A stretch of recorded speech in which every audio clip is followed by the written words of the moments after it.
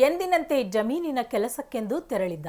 ಆದರೆ ಆತನ ಮೇಲೆ ಕರಡಿಗಳು ಏಕಾಏಕಿ ದಾಳಿ ನಡೆಸಿವೆ. ಕರಡಿ ದಾಳಿಯಿಂದ ಪಾರಾಗಲು ಆತ ಹೋರಾಟ ನಡೆಸಿದರೂ ಯಾವುದೇ ಪ್ರಯೋಜನವಾಗಿಲ್ಲ.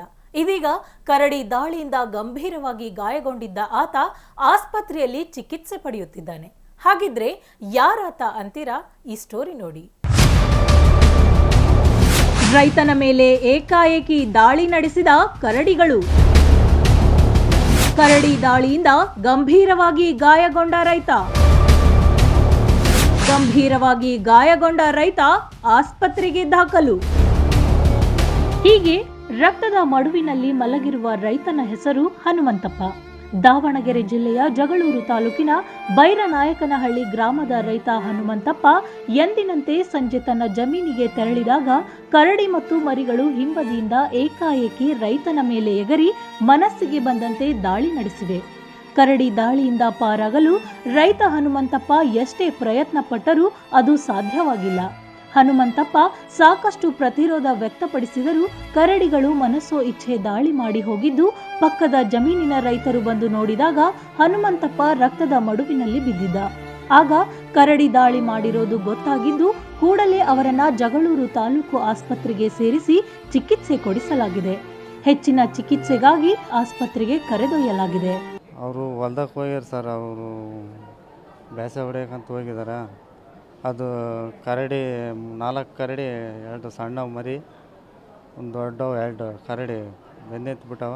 ಮರ ಹತ್ಕೊಂಬಿಟ್ಟ. ಮರ ಹತ್ಕೊಂಡ್ರೂ ಬಿಟ್ಟಿಲ್ಲ. ಅವು ಮರದ ಮೇಲೆ ಹೋಗಿ ಕಡ್ದವು. ಸುಮಾರು ಒಂದು 2:30-3 ಗಂಟೆ ಸಮಯ.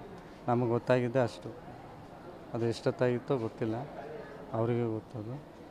ನಮಗೆ ಗೊತ್ತಾಗಿದ್ದು ಒಂದು 3 ಗಂಟೆ ಸಮಯ. ಅರಣ್ಯ ಇಲಾಖೆಯರು ಅವರೆಲ್ಲ ಸಾಹೇಬರು ಅವರೆಲ್ಲ ಬಂದಿದ್ದರು. ಅವ್ರ ಹೆಸರು ಗೊತ್ತಿಲ್ಲ. ಅದೇ ಅವರು ಬಂದು ಒಂದು ಪರಿಹಾರ ಇದು ಮಾಡ್ತೀವಿ ಅಂತ ಹೇಳಿ ಹೋಗಿದ್ದಾರೆ. ಈಗಾಗಲೇ ತಾಲೂಕಿನಲ್ಲಿ ಬಿತ್ತನೆ ಕಾರ್ಯ ಚುರುಕುಗೊಂಡಿದ್ದು ಆಹಾರಕ್ಕಾಗಿ ಕರಡಿ ಹಂದಿಗಳು ಜಮೀನುಗಳತ್ತ ಮುಖ ಮಾಡುತ್ತಿವೆ.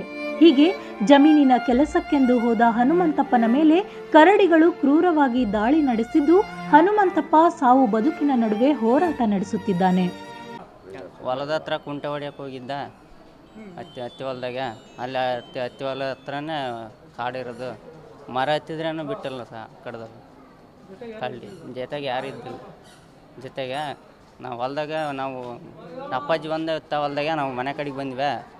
ಬರ್ಲ್ ಕಡ್ಡೆ ಮುರ್ಕೊಂಬರ್ತಂತ ಹೋಗಿ ಅಲ್ಲೇ ಕಳ್ಳಿ ಕುಂತ ಕಟ್ಸಿ. ಒಟ್ಟಿನಲ್ಲಿ ಹನುಮಂತಪ್ಪನ ಮೇಲೆ ಕರಡಿ ದಾಳಿ ಮಾಡಿದ್ದು ರೈತರು ಜಮೀನುಗಳಿಗೆ ಹೋಗಲು ಹೆದರಬೇಕಾದ ಪರಿಸ್ಥಿತಿ ನಿರ್ಮಾಣವಾಗಿದೆ. ಇನ್ನಾದರೂ ಅರಣ್ಯ ಇಲಾಖೆ ಅಧಿಕಾರಿಗಳು ಎಚ್ಚೆತ್ತುಕೊಂಡು ಕರಡಿಗಳನ್ನು ಹಿಡಿದು ಬೇರೆ ಕಡೆ ಸ್ಥಳಾಂತರ ಮಾಡುವಂತೆ ರೈತರು ಆಗ್ರಹಿಸಿದ್ದಾರೆ.